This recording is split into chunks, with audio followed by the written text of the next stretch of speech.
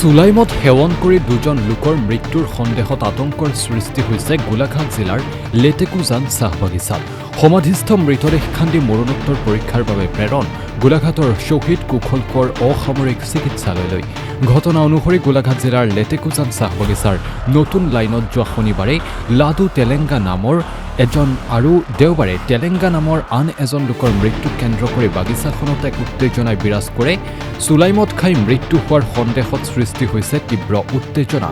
ৰাইজৰ সন্দেহৰ ভিত্তিতে গোলাঘাট জিলা প্ৰশাসনে তাৎক্ষণিকভাৱে ব্যৱস্থা গ্ৰহণ কৰি ইতিমধ্যে সমাধিস্থ কৰা লাডু তেলেংগা ওৰফে শংকৰ তেলেংগাৰ মৃতদেহ খান্দি উলিয়াই মৰণোত্তৰ পৰীক্ষাৰ বাবে প্ৰেৰণ কৰে। আনহাতে গোলাঘাট অসামৰিক চিকিৎসালয়ৰ মৰ্গত ৰাজেশ তেলেংগাৰ মৃতদেহ ইতিমধ্যে মৰণোত্তৰ পৰীক্ষাৰ বাবে ৰখা হৈছে। সমগ্ৰ ঘটনাৰ মৰণোত্তৰ পৰীক্ষাৰ প্ৰতিবেদনৰ পিছতহে পোহৰলৈ আহিব। প্ৰথমবাৰ মানে ৰাতিপুৱা ওলাই আহিছোঁ, মানে চাপানি খালে দেউতাই। তো দেউতাৰ লগত মই হাঁহি ধেমালি কৰিলোঁ যে তাৰ পাছত বহি পেলাই আৰামত ক'লোঁ দেউতা বোলে মাল চাল নাখাব, মাল এনেও কণ্ডিশ্যন বেয়া চলি আছে, মানুহ বহুত মৰি গৈছে। তাৰ পাছত কি হ'ল, আমি ডিউটিলৈ ওলাই গুচি গ'লোঁ। তাৰ পাছত মায়ে ফোন কৰি কৈছে বোলে দেউতা এটা তোৰ ল'ৰাৰ লগত ভালকৈ খেলিলে, তাৰ পাছত বোলে দেউতা এতিয়া নাই বোলে। তো মই কাম ধাম এৰি পেলাই ডাইৰেক্ট আহিছোঁ ঘৰত। আহি পেলাই চাইছোঁ দেউতা নাই আৰু। তাৰ পাছত অলপ গৰম ভাৱটো আছেতো, ভাবিলোঁ মেডিকেল লৈ যাওঁ নেকি। বাগান মেডিকেল লৈ গ'লোঁ। তাৰ পাছত কৈছে মেডিকেলত যে নাই বোলে দেউতা। তো তাৰ পাছত উপায় নাপালোঁ, আনি ঘৰত গুচি আহিলোঁ। তাৰ পাছত খৰিকেইটা কাঠ কিবা কিবি কৰিলোঁ। তাৰ পাছত কৈছে কি মানুহকেইটা ওলাই পেলাই পোষ্টমৰ্টম কৰিম আৰু চেক কৰাৰ পাছত এক্সিডেণ্টটো ল'ব লাগিব বুলি কৈছে। এই মানুহটোৱে আৰু। কি নাম দেউতাৰ? দেউতাৰ ৰাজেশ তেলেংগা। আপোনাৰ নানাও ঢুকাইছিল বুলি কৈছে। অঁ, তাৰ নাম ডালু তেলেংগা। একে মানে মোৰ দেউতাৰ মামা হয়। কিমান দিনৰ আগে পিছে নে কেইদিন? একেদিন মানে এই আগৰ দিনাখন মৰিলে, মোৰ দেউতা আজি নিচিনা মৰিছে আৰু। মানে নহয়, শনিবাৰে মৰিছে নেকি সন্ধিয়া, আৰু দেওবাৰে দেউতা মোৰ ৰাতিপুৱা 10টাত। একে মদ খাই মৰিছে? অঁ, মদ খাই মৰিছে মানে ৰাতিপুৱাতো দেউতা একো খোৱা নাছিলে, লেকিন আগত যোনটো খাই আছিলে তাৰ এফেক্টটো কৰিছে আৰু দেউতাক। সেইটোৱে আৰু। ক'ত মদ খাইছিলে? ক'ত মদ খাইছিলে? আমাৰ গাঁৱৰে আৰু। গাঁৱতো গোটেই ভাটি আজিকালি। পইচা কামাব হ'লে 2 নম্বৰী কামটো কৰিবই লাগিব। এতিয়া বেলেগৰ জান চান ভাবা নাই, গোটেই আৰু যোনটো পাৰিছে সেইটো বিক্ৰী কৰিছে আৰু মানুহ মাৰিবলৈ। সেইটোৱে ভালে কৰিলে, যদি ঠিক কৰি দিয়ে সেইটোৱে আৰু ধন্যবাদ দিছোঁ। আৰু এজন এডমিট হৈ আছে বুলি কৈছে। আৰু এজন এডমিট হৈ আছে, এইটোতো গম নাপাওঁ আৰু। মানে ইয়াৰ আগতো মানুহ মৰিছে নেকি মদ খাই? অঁ, বহুত ঢুকালে আমাৰ গাঁৱৰে। কিমান কেইজন ঢুকালে? এই হিচাপে নাই আৰু। মানুহটো মৰিছে, ভালে মানে মানুহ মৰিছে। মানে বিভিন্ন সময়ত মৰিয়ে আছে। অঁ, গোটেই বছৰটো মদ খাই গৈ থাকে, বেমাৰেই নাথাকে। মদ খাই ক'ত কাৰ এলকো হ'ব, মুৰ্গীৰ নিচিনা ধৰপৰাই ফুৰি যাব। ই আকৌ মেডিকেল য'ত ত'ত যোৰহাট চোৰহাট লৈ যাব, কাক ডিব্ৰুগড় লৈ যাব। এই কেইদিনতে একটা মদ খাই খাই খাই ঢুকালে একটা। এই কোন জেগা এইটো? আমাৰ লেটেকুজান টি ষ্টেট। অঁ, টি ষ্টেট বগানে। এতিয়া আপোনাৰ নানাক আজি খান্দি উলিয়াব বুলি? অঁ, খান্দি উলিয়াব। খান্দি ওলাই পেলাই পোষ্টমৰ্টম কৰিম বুলি কৈছে আৰু। এইটো মালৰ মানে কি এফেক্ট হৈছে কি নাই এইকেইটা ধৰিবৰ কাৰণে মানে এনেকৈ কৰিছে।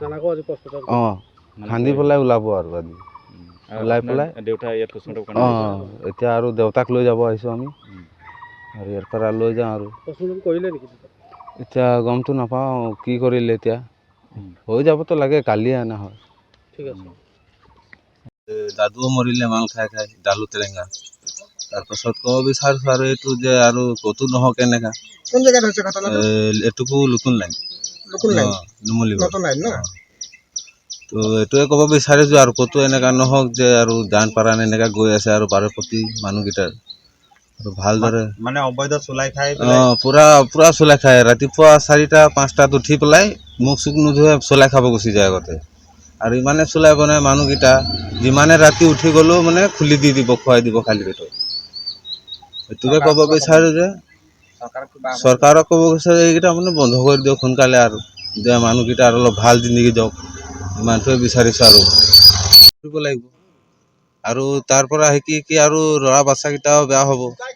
সৰু সৰু ল'ৰা ছোৱালীকেইটা উঠি আহিছে, এইকেইটাও এইকেইটা হৈ আছে, ইমান মানুহ মৰি আছে যেতিয়া, আৰু উঠি আহিছে এইকেইটাওতো সৰুৰ পৰা মাল খাই আছে। অঁ, সদায় মদ খাই আছিলে।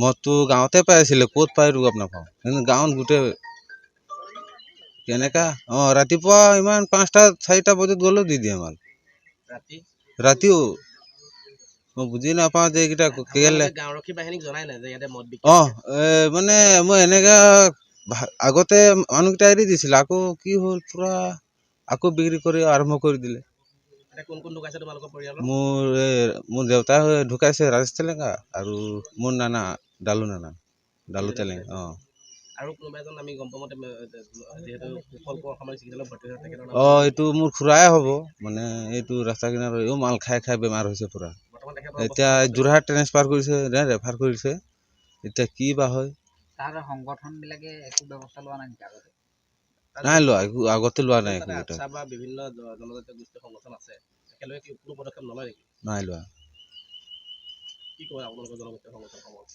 কি কওঁ আৰু মই এতিয়া কালি আপোনালোকে তালৈ যোৱা দেখিছিলোঁ চাহ শ্ৰমিক মুক্তি সংগ্ৰাম সমিতি মানুহ বিষয়ে গৈছিলে তেখেতলোকে যোৱাৰ পিছতে তৎপৰ হ'ল জিলা প্ৰশাসন কি ক'ব তেখেতলোকৰ মানে সন্দৰ্ভত আপুনি এতিয়া আৰু ভালে কৰিলে যদি ঠিক কৰি দিয়ে ঠিকে আছে নহ'লে আমি গোটেইখিনি মানে একটা টিম বনাই পেলাই সোমাব লাগিব ঘৰে ঘৰে আৰু এইকেইটা আৰু ভাঙি ছিঙি দিব লাগিব গোটেই যদি অফ নকৰে আৰু উপায় নাই আৰু ইফালে চাহবাগিচা অঞ্চলত চুলাই মদৰ বেহা উৎখাত কৰি শান্তিপূৰ্ণ পৰিৱেশ গঢ়ি তোলাৰ দাবী জনাইছে চৰকাৰ প্ৰশাসনক প্ৰথমতেতো তেওঁলোকক আমি অনুৰোধ নজনাওঁ প্ৰথমতে তেওঁলোকক আমি ধিক্ষাৰে জনাম গতিকে তেওঁলোকক আমি ধিক্ষাৰ এইটো কাৰণে জনাইছোঁ যে আমি যেতিয়া নেকি 2019 চনত আপোনালোকে জানে যে গোলাঘাট জিলাৰ হালমৰা কাণ্ড যেতিয়া হৈছিলে তাত প্ৰায় 2 শতাধিক লোকৰ মৃত্যু হৈছিলে আৰু যোৰহাট জিলাটোত সেই তেনেকুৱা একেটা ঘটনা সংঘটিত হৈছিলে আৰু তেতিয়া কিন্তু চৰকাৰখনে প্ৰতিশ্ৰুতি প্ৰদান কৰিছিল আৰু চৰকাৰখনক আমি লিখিত আকাৰে দিছিলোঁ এইখন চৰকাৰেই আছিলে বিজেপি চৰকাৰখনেই আছিলে আৰু যেতিয়াই নেকি এই বাজেট অধিৱেশন বহে এই এনেকুৱা সময়তে আচলতে এই ঘটনাটো সংঘটিত হয় আমি দেখিবলৈ পাওঁ যে এনেকুৱা সময়তে আচলতে চাহ শ্ৰমিকৰ ওপৰত আচলতে নাজানো কোনোবা ইথাইনেল মিলাই নে মিথাইনেল মিলাই নে লালিগুৰ কিন্তু আচলতে তাত মানে আচলতে কিবা প্ৰক্ৰিয়া মানে তাত মানে মিহলি কৰি মেলি পেলাই আচলতে মানুহবিলাকক আচলতে মৃত্যুৰ মুখত ঠেলি দিয়া হয় আৰু আমি ইয়াত জানো যে প্ৰত্যেকটো ক্ষেত্ৰতে আচলতে চাহ শ্ৰমিকক ৰাজনৈতিকভাৱে ব্যৱহাৰ কৰা হয় লাগিলে মানুহৰ মৃত্যু হৈ যাওক তাতো ৰাজনৈতিক থাকে লাগিলে মৃত্যু নহওক তাতো কিন্তু ৰাজনীতিটো আচলতে তাতো কিন্তু সোমাই থাকে তো সেই গতিকে আমি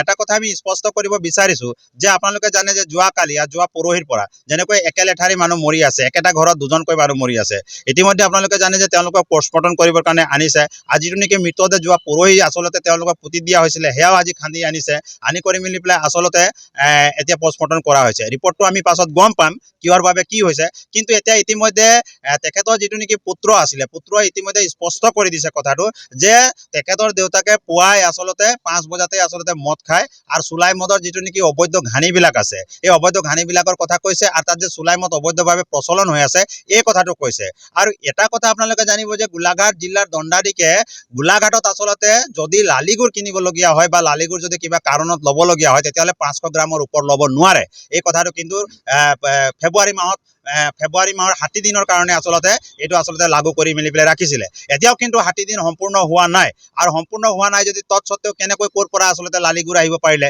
লালিগুৰৰ লগত ঠিক আছে কোনোবাই আমাক কৈ আছে প্ৰশাসনীয় বিষয়া যে ইথাইনেল মিথাইনেল মিক্স কৰি মেলি পেলাই আচলতে মৃত্যু হৈছে বুলি পেলাই কৈ আছে কিন্তু সেইটো ক'ত ব্যৱহাৰ কৰিছে সেইটো ব্যৱহাৰ কৰিছে আচলতে লালিগুৰত আৰু লালিগুৰৰ পৰা কি প্ৰস্তুত হৈছে তাত চুলাই মদ প্ৰস্তুত হৈছে তো চুলাই মদত আচলতে প্ৰস্তুত হৈছে এতিয়ালৈ আমি দেখিবলৈ পাইছোঁ এতিয়া ৰাজনৈতিক প্ৰেক্ষাপটটো এনেকুৱা হৈ গৈছে আচলতে যে চৰকাৰে যিকোনো প্ৰকাৰে আচলতে চাহ জনগোষ্ঠীক মৃত্যু কৰাই মেলি পেলাই হ'লেও কোনোবা চৰকাৰে ভোট ল'ব বিচাৰিছে আৰু আচলতে মদ খুৱাই মেলি পেলাই আচলতে চৰকাৰখনে আচলতে ভোট ল'ব বিচাৰিছে কি ক'ব আবকাৰী বিভাগৰ আচলতে আমি কওঁ যে আমাৰ গোলাঘাট জিলাত দুটাকৈ কেবিনেট মন্ত্ৰী আছে তাৰে ভিতৰত আমাৰ অতুল বৰা এজন আছে কিন্তু অতুল বৰাৰ সমষ্টিতে যদি এনেকুৱা গৃহ জিলাতে যদি তেনেকুৱা ধৰণৰ আচলতে ঘটনা যদি সংঘটিত হয় ইয়াতকৈ আৰু লাজৰ আৰু দুখৰ বিষয় হ'ব নোৱাৰে গতিকে অতুল বৰা ডাঙৰীয়াক আমি অনুৰোধ জনাইছোঁ অতুল বৰা ডাঙৰীয়াক আমি দাবী জনাইছোঁ যে অতি শীঘ্ৰে কিন্তু যিসকলে কিন্তু এই লালিগুৰ বেপাৰীৰ নাম ইতিমধ্যে আমি গোলাঘাট জিলাৰ আয়ুক্ত পুলক মহন্ত ডাঙৰীয়াক আমি ইতিমধ্যে আমি এখন স্মাৰক পত্ৰ প্ৰেৰণ কৰি আহিছোঁ তেওঁলোকৰ নাম তাত সন্নিৱিষ্ট কৰা হৈছে তেখেতৰ যদি হতাহক আছে তেতিয়াহ'লে যিসকলৰ নাম আচলতে তাত দিয়া হৈছে তেওঁলোকক কিন্তু এৰেষ্ট কৰিবৰ কাৰণে কিন্তু আমি দাবী উত্থাপন কৰিছোঁ আৰু গোটেই কিন্তু লালিগুৰৰ মাষ্টাৰ মাইণ্ডটোৱে হৈ গ'ল কিন্তু ৰঙামাটিৰ যিজন মানুহ আছে দিলীপ আগৰৱালা বুলি মেলি পেলাই কয় এই দিলীপ আগৰৱালাই কিন্তু আচলতে এই মদৰ কাৰোবাৰটো চলাইছে কিন্তু বিৰুদ্ধে অভিযোগ ৰহস্য আছে যে অলপ দিনৰ আগতে এটা নিউজ বাজিছিলে আপোনালোকৰ চেনেলত আমি চাইছিলোঁ যে অসমৰ মাননীয় মুখ্যমন্ত্ৰীৰ লগত দিলীপ আগৰৱালাৰ আচলতে সম্পৰ্ক ভাল বুলি মেলি পেলাই আমি ইতিমধ্যে আমি গম পাইছিলোঁ। তো গতিকে আচলতে কেবিনেট মন্ত্ৰীয়ে হওক বা অসমৰ মাননীয় মুখ্যমন্ত্ৰীয়ে হওক কোনোবা নহয় কোনোবা আচলতে ৰক্ষণাবেক্ষণ দি আছে।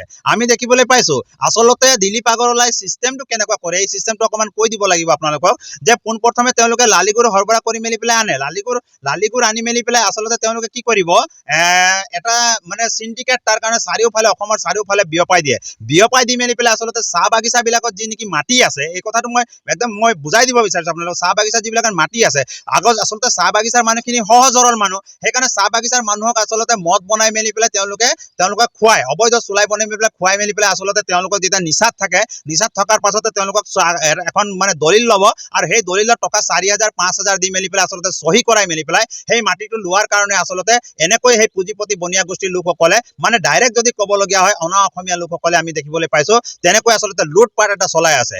এনেকৈ যদি অসমখন চলি থাকে তেতিয়াহ'লে কিন্তু চাহ জনগোষ্ঠী অস্তিত্ব নাথাকিব। আকৌ যে আমি উৰিষ্যালৈ ঘূৰি যাব লাগিব, ঝাৰখণ্ডলৈ ঘূৰি যাব লাগিব, উত্তৰ প্ৰদেশলৈ ঘূৰি যাব লাগিব এই কথাটো কিন্তু আমি নুই কৰিব নোৱাৰোঁ। সেইকাৰণে অতি শীঘ্ৰে অসমৰ আমাৰ মাননীয় মুখ্যমন্ত্ৰী মহোদয় যদি হত সাহস আছে তেওঁ কিন্তু দিলীপ আগৰৱালাক গ্ৰেপ্তাৰ কৰাত কিন্তু তেওঁ কিন্তু পদক্ষেপ গ্ৰহণ কৰিব লাগিব। কাৰণ দুৰ্নীতি নিবাৰক শাখাকো আমি তেতিয়াও তাহানিতে কৈছিলোঁ যে দিলীপ আগৰৱালাক গ্ৰেপ্তাৰ কৰক, তেওঁলোকৰ ঘৰত গৈ ৰেড মাৰক, গোটেইখিনি কথা পাব।